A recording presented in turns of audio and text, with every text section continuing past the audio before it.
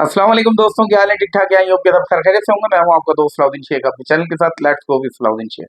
आज की जो वीडियो है भाई, ये बहुत ही ज्यादा ट्रेंडिंग है और स्टूडेंट जो है सबसे ज्यादा जो पाकिस्तान से, वो सबसे ज्यादा यूके के स्टूडेंट वीजा के हवाले से इंटरेस्टेड होते हैं। इसके पीछे कुछ रीजन मौजूद हैं। सबसे पहली रीजन वो ये है कि ज्यादातर जो पाकिस्तानी हमारे हैं, उनके कोई ना कोई रिलेटिव या दोस्त अहबाब वहाँ पे ऑलरेडी मौजूद हैं, या फिर साथ ही साथ उनको ये बेनिफिट मिल रहा होता है क्योंकि एक रिच कल्चर में जाने का मौका मिलता है और बहुत ही आसानी से वहाँ पे जाके एडजस्ट भी हो पाते हैं। और साथ ही साथ वहाँ की जो डिग्री है, वहाँ की जो यूनिवर्सिटीज हैं, हाईली रैंक्ड है। और वहाँ से जब आप डिग्री मुकम्मल करते हैं तो आपको वर्क परमिट भी मिल जाता है यूके का फॉर द 2 years। और जी हाँ, जब आप वापस आ जाते हैं, अगर आप वहाँ पे सब कुछ कंप्लीट करने के बाद अगर आपका इरादा नहीं होता और आप पाकिस्तान आ जाते हैं, तो आपको एक अच्छी अमाउंट की सैलरी या एक अच्छी जॉब भी मिल जाती है। तो सबसे ज्यादा जो बेनिफिट है वो यूके का स्टूडेंट वीजा का ये है।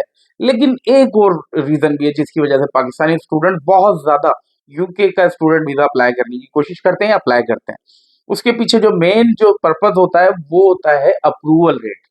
पाकिस्तान में सबसे ज्यादा जो हाईएस्ट अप्रूवल रेट है वो यूके का ही है।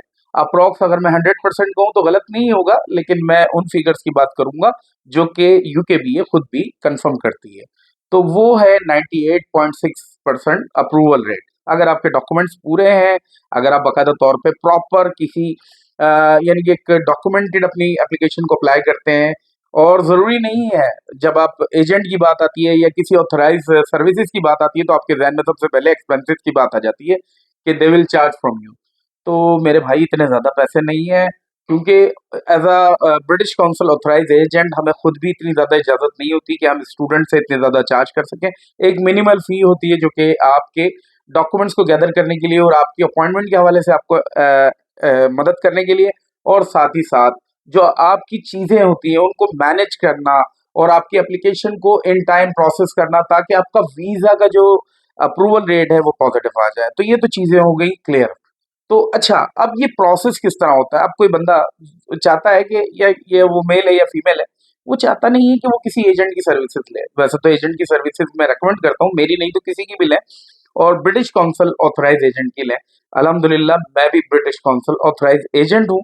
तो इसलिए मैं खुद भी ये कहता हूँ कि जब भी आप किसी की सर्विसेज लें तो वो ऑथराइज एजेंट होना लाजमी है। और अगर नहीं लेना चाहते हैं तो किस तरीके से क्या क्या चीज़ों की जरूरत होगी वो मैं आपको डिटेल में कर देता हूँ। फर्स्ट ऑफ ऑल, आपको यूनिवर्सिटी की सिलेक्शन और अपने प्रोग्राम की सिलेक्शन करनी है। सबसे पहले आपने सर्च करना है गूगल के थ्रू, यूट्यूब के थ्रू, कि कौन सा यूनिवर्सिटी में आपने एडमिशन लेना है, कौन से प्रोग्राम में आप एडमिशन लेना चाहते हैं, आपकी एलिजिबिलिटी क्राइटेरिया क्या पूरा उतरता है या नहीं उतरता है। मिनिमम 50% आपकी होनी चाहिए in the FSc, diploma of associate engineering है तब भी आपकी परसेंटेज 50 से अबव ही होनी चाहिए। इससे कम पे you are not eligible to the apply for the UK student visa. अच्छा जी, एक ये चीज हो गई सबसे पहले कि आपने यूनिवर्सिटी का सिलेक्शन कर लिया। कितनी यूनिवर्सिटीज हैं? There are up to 100+ universities in the United Kingdom, और जो कि हाईली रिकग्नाइज है। आपने कोशिश करनी है कि आप कहाँ किस यूनिवर्सिटी में पढ़ना चाहते हैं, आपकी एलिजिबिलिटी है या नहीं है। उसके बाद आ जाता है जब आपके पास सबसे पहले आपने यूनिवर्सिटी को देखा और उसके बाद अपने जो डॉक्यूमेंट्स हैं वो आपको सबमिट करने होते हैं। क्या क्या डॉक्यूमेंट्स होते हैं, अब उन डॉक्यूमेंट्स की कुछ आपको लिस्ट दे देता हूँ। सबसे पहले आपके पास आपका पासपोर्ट होना चाहिए वैलिड। जब आप यूके अगर पहुंच भी जाते हैं, यानी कि जब से आप जहन में रखें 6 महीने आपका पासपोर्ट वैलिड होना चाहिए, 6 month from the start date of your classes. पहली चीज। उसके बाद जो आपके एजुकेशनल डॉक्यूमेंट्स हैं वो तमाम के तमाम आपके पास ओरिजिनल प्लस कॉपीज आपके पास मौजूद होनी चाहिए, ट्रांसक्रिप्ट प्लस डिग्री। तो ये चीजें हो गई। और उसके साथ साथ अब आपका SOP, statement of purpose. Statement of purpose क्या है? सबसे ज्यादा स्टूडेंट इसमें कंफ्यूज होते हैं, और अगर इसमें कंफ्यूज होते हैं तो इसमें ही जो ब्रिटिश काउंसिल ऑथराइज एजेंट है ये आपकी हेल्प कर रहा होता है। वो आपको बताता है, ये अगर आपसे नहीं तैयार हो रहा तो इसमें आपकी हेल्प कर रहा होता है। तो ये स्टेटमेंट ऑफ पर्पस आपका जो होना चाहिए वो 250 वर्ड से लेके 350 वर्ड्स के दरमियान होना चाहिए और प्रोफेशनली होना चाहिए। ऐसा ना हो कि आप ऐसे ही तैयार करके कुछ भी दे दें और उसके ऊपर फिर एडमिशन का भी आपका डिक्लाइन आ सकता है और साथ ही साथ वीजा में भी आपका डिक्लाइन आ सकता है। तो ये बहुत ही ज्यादा इंपॉर्टेंट एक स्टेटमेंट होता है। तो ये चीज भी अगर आपने बनवानी है तो किसी से प्रोफेशनली बनाए। अव्वल तो रिकमेंड करता हूँ कि खुद बनाए, खुद से बनाना सबसे बेहतर होता है। तो ये आपने लेटर लाजमी तैयार करना है। इसमें ग्रामेटिकल मिस्टेक्स हैं, स्पेलिंग मिस्टेक्स हैं, सब कुछ आपने देखना है। और अपना पर्पस बताना है, आप क्या हैं, कहाँ से हैं, क्या पढ़ते रहे हैं, क्यों जाना चाहते हैं, इस प्रोग्राम को करने के बाद आपका क्या इरादा है, क्या इससे आउटकम्स लेंगे, पाकिस्तान आके आपने क्या करना है, या इंडिया से जहाँ से भी आप हैं वहाँ पे आपने वापस जाके क्या करना है, पूरी आपने एक स्टोरी बनानी है। 350 वर्ड से ज़्यादा नहीं होनी चाहिए और 250 वर्ड से कम नहीं होनी चाहिए। ये चीज़ हो गई। इसके अलावा 2 letter of recommendation from your professor, from your university, previous university और प्रीवियस कॉलेज, जो भी है जहाँ से आपने पढ़ा है वहाँ से आपको किसी भी 2 प्रोफेसर से आपको लेटर ऑफ रिकमेंडेशन लेके देने हैं, जिसमें उनकी ईमेल एड्रेस, उनका फ़ोन नंबर और उनके सिग्नेचर्स मौजूद हों, तो ये लेटर्स होने चाहिए। अच्छा, ये चीज़ हो गई।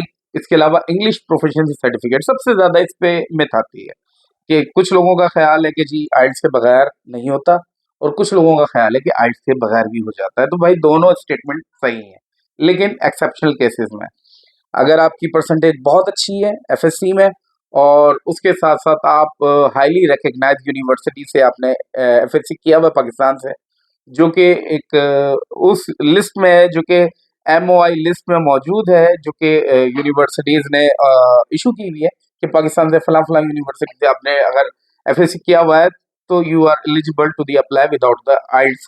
तो आप कर सकते हैं और आइल्स भी आपने यूकेआई भी करना है। अगर आप सिंपल आइल्स करना चाहते हैं तो उसमें आपको एक्सेप्शन नहीं मिलेगी कि आप बगैर आइल्स के भी कर सकते हैं। तो आपने कोशिश करना है कि यूनिवर्सिटी जो है वही सिलेक्ट करनी है।